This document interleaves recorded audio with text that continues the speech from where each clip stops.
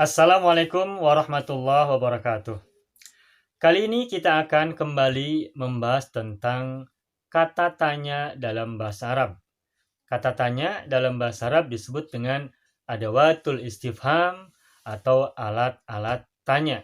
Atau juga biasa disebut dengan istifham saja, pertanyaan.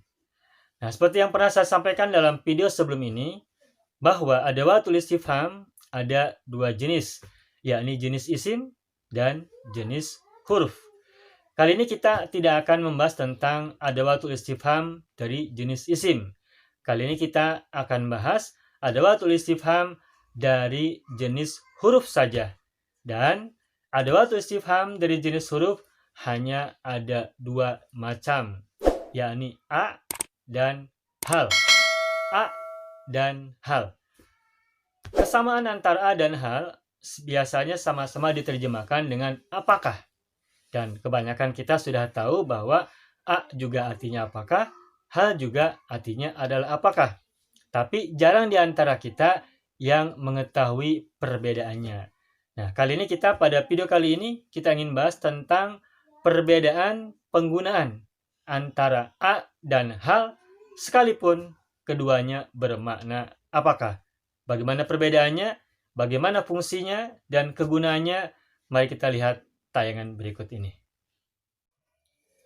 Mari kita lihat papan tulis. Hal dan a. Dua-duanya adalah adawatul istifham dari jenis huruf. Dan maknanya juga sama-sama bermakna apakah, atau biasa diterjemahkan dengan kata apakah. Dan kalau kita belajar bahasa Arab, itu rata-rata kebanyakan kita lebih akrab dengan kata hal ketimbang kata a. Baik, kita akan coba jelaskan dan gambarkan apa perbedaan antara hal dan a dari sisi kegunaan dan fungsinya. Perhatikan dua contoh kalimat di papan tulis. Yang pertama, hal anta ustadun, langsung tanda tanya. Apakah engkau seorang guru? Nah, sedangkan yang bawah, anta ustadun, sampai kata ustadun itu belum selesai pertanyaannya. Tapi mesti ada kelanjutannya, yakni am ana. Anta ustadun am ana. Sehingga artinya ini berbeda. Kalau yang di atas maknanya kalau diterjemahkan, apakah engkau seorang guru? Kalau yang bawah, anta ustadzun am ana, apakah engkau yang menjadi guru ataukah saya? Nah, sehingga kalau kita menggunakan kata hal, itu setelahnya cukup satu pilihan pertanyaan. Apakah kamu seorang guru? Udah sampai di situ. Tapi kalau yang a, maka ketika kita menanyakan menggunakan kata a, itu kita mesti menampilkan dua pilihan dalam pertanyaan tersebut. Anta ustadzun am ana. Pilihannya adalah anta atau saya atau ana, kamu atau saya. Sehingga nggak bisa kita mengatakan anta ustadzun tanda tanya selesai, nggak bisa. Kalau kita hanya satu pilihan katanya, maka menggunakan kata hal. Hal anta ustadzun cukup. Tapi kalau kita menggunakan kata a, kata tanya a, maka mesti ada dua pilihan dan disebutkan dalam pertanyaan tersebut, yakni anta ustadzun am ana. Itu yang pertama. Yang kedua, kalau hal itu setelahnya tidak ada kelanjutan huruf yang lain. Sedangkan kalau a, setelah a lalu ada sebuah pilihan, satu pilihan, dan untuk menyebutkan pilihan keduanya mesti diikuti oleh am. Setelah a mesti diikuti oleh am. Am itu artinya adalah ataukah.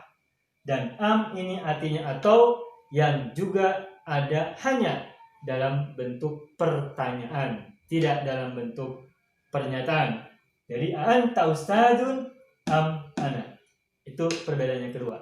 Nah, perbedaan yang ketiga, lihat jawabannya. Kalau pertanyaannya hal anta ustadzun, maka pilihan jawabannya hanya dua, yakni antara na'am atau la. Kalau tidak na'am, la. Kalau tidak la, na'am. Hal anta ustadzun, Kalau jawabannya iya, berarti na'am, ana ustadzun. Kalau jawabannya tidak, la, bal ana tilmidun. Tidak, tetapi saya adalah seorang murid. Sehingga kalau kita menggunakan pertanyaan hal, maka jawabannya pasti salah satu dari dua ini. Kalau enggak na'am, la. Kalau enggak la, na'am. Hanya itu. Dan harus salah satu dari keduanya. Tidak bisa pilihan jawaban yang lain. Itu kalau pertanyaannya adalah hal. Nah, sekarang kalau pertanyaannya A, anta ustadzun am ana? Nah, justru ini jawabannya sangat pendek. Anta ustadzun am ana? Apakah engkau yang menjadi guru ataukah saya? Maka jawabannya cukup salah satu dari dua pilihan ini, anta atau ana. Misalkan kalau jawabannya adalah kamu, anta, udah segitu saja. Kalau jawabannya saya, ana, udah segitu saja, tanpa embel-embel tambahan yang lain. Cukup anta atau ana dan simple sekali. Jadi kesimpulannya, perbedaan antara hal dan A itu ada 3. Pertama, kalau hal, maka kata sesudahnya cukup hanya ada satu kalimat. Contohnya, anta ustadzun, ini sebuah kalimat dan cukup hanya satu kalimat setelah hal. Sedangkan setelah A, setelahnya itu mesti ada 2 kalimat. Yang pertama, anta ustadzun, ini sebuah kalimat, dan berikutnya am ana, itu kalimat berikutnya, kalimat yang kedua. Yang pertama. Yang kedua, kalau setelah hal, cukup setelah satu kalimat ini selesai, langsung kita buat tanda tanya sebagai ciri bahwa ini kalimat sudah selesai sebagai sebuah pertanyaan. Hal anta ustadzun, selesai. Tetapi kalau setelah A, maka berikutnya mesti diikuti oleh huruf yang lain, yakni am. Antara A dan am mesti selalu bersama-sama. Kalau ada A, pasti ada am, dan kalau ada am, pasti ada A. Itu yang kedua. Perbedaan yang ketiga, lihat jawabannya. Kalau jawaban untuk hal, maka jawabannya itu hanya salah satu dari 2, yakni kemungkinannya am atau la.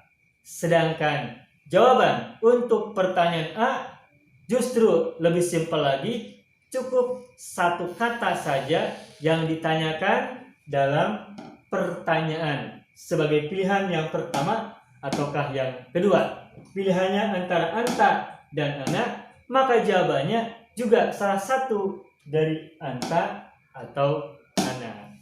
Itu saja.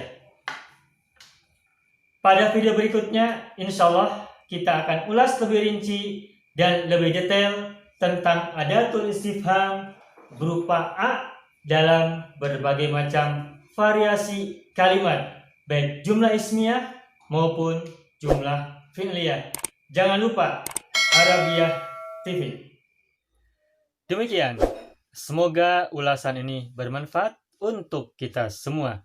Jika dirasakan bermanfaat, silakan sharekan kepada teman-teman yang lain agar menjadi amal jariah untuk kita semua. Terus semangat belajar agar kita makin paham dan mengerti. Assalamualaikum warahmatullahi wabarakatuh.